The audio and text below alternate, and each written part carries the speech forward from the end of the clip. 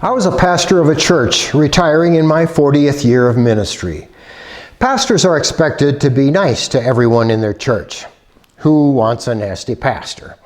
Sometimes people who didn't attend our church told me the reason is that churches are filled with hypocrites who often act badly. And they think this is news to me? No one knows better than the pastor how imperfect the church is. I'm tempted to respond to the person by saying, so one more hypocrite who sometimes acts badly won't be a problem for us at all.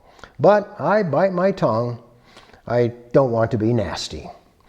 The truth is, churches aren't nursing homes for saints, but hospitals for sinners.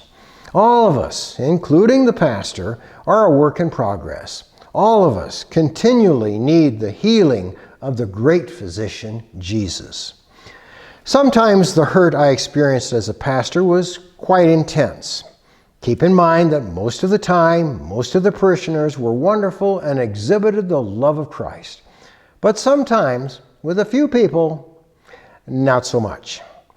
Jesus taught us that we're to love our enemies. Now that would mean anyone who hurts us, including loved ones nearest to us in their worst moments. But it can be nearly impossible to love our enemies. Oh, we might be able to fake it outwardly if we're a good actor and make it look like we're loving our enemy.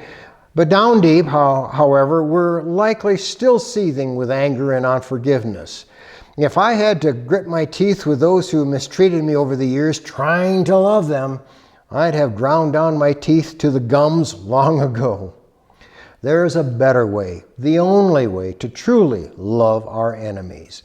Jesus gave us that way when he said in the scriptures in Luke chapter 6, verse 36, "Be merciful just as your Father is merciful." The way to be able to show others mercy, forgiving them, is to realize we need God's mercy, forgiveness in our own lives.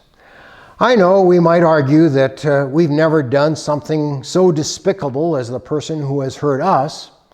True, we may not have done the same despicable thing as that person, but if we're honest, we must admit that we found our own creative ways to be despicable.